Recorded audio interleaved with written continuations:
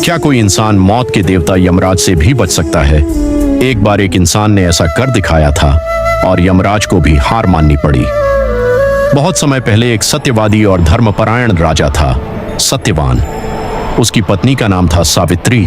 सावित्री अपने पति से बहुत प्रेम करती थी, लेकिन एक दिन एक आर्षी ने भविष्यवाणी की कि सत्यवान सिर्फ 1 साल ही जीवित रहेगा।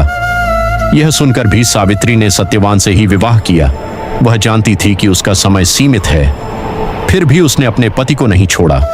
समय बीतता गया और वह दिन भी आ गया जब सत्यवान की मृत्यु होने वाली थी।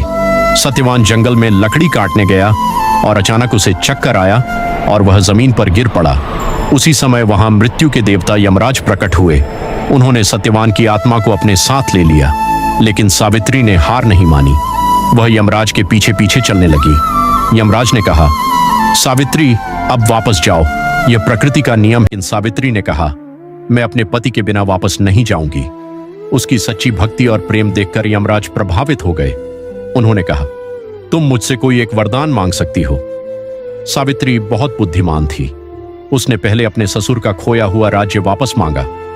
यमराज ने दे दिया। फिर उसने दूसरा वरदान मांगा, मेरे पिता को 100 पुत्रों का आशीर्वाद मिले। यमराज ने यह दे दिया। फिर सावित्री ने तीसरा वरदान मांगा, मुझे और मेरे पति सत्यवान को 100 पुत्रों का आशीर्वाद मिले। यह सुनकर यमराज कुछ पल के लिए रुक गए, क्योंकि अगर सावित्री को पुत्र होने हैं तो सत्यवान का जीवित होना जरूरी था।